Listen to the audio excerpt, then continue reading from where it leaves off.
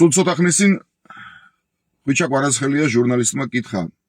რაღაცა კითხა არ მახსოვს, თუმცა მთავარი ხვიჩას პასუხია. ხვიჩამ უპასუხა: ჩვენ ქართველები მებრძოლი ხალხი ვართ. აი ამ ამბის შემდეგ ჩემს ტელეფონზე გაისმა ზარი საფრანგეთიდან, მირეკავს ჩემი სიყრმის მეგობარი და მეუბნება ასეთ რამეს. ჩემი მეზობელი ფრანგი, რომელმაც მოისმინა ეს ისტორია, მითხრა რომ ვინახარ თქვენ, რა კავშირი გაქვთ მებრძოლობასთან, საერთოდ მე ბევრი თქვენზე არაფერი არ ვიცი, რა შეგიძლია მითხრათ, ვინმე შეგიძლია დამისახელოთ.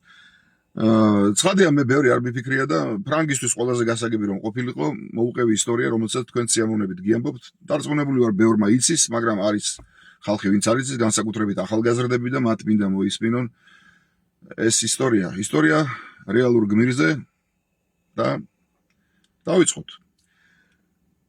1942 წელს ელამაენის ბრძოლა წოდებული ბრძოლა, რომელიც მიმდინარეობდა საფრანგეთის ლეგიონებსა და გერმანულ-იტალიურ ფაშისტობით გაერთიანებულ ნაწილებს შორის, ეს მაროკოში ხდებოდა. წარმოებულ ბრძოლაში პოლკოვნიკი ამილახვარი მეთაურობდა ნახევარ ბრიგადას. ეს ერქვა, ეს ძალიან დიდი გაერთიანება და როდესაც შეტევაზე გადადიოდნენ,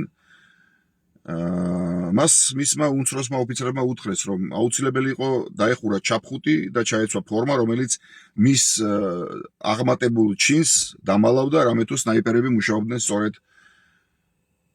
ყველაზე მაღალი ჩინის მეთაურებზე და პოლკოვნიკმა ამილახვარმა უთხრა ის, რაც უნდა ეთქვა პოლკოვნიკ ამილახვარს. მე ამილახვარი ვარ, მე ქართველი ვარ.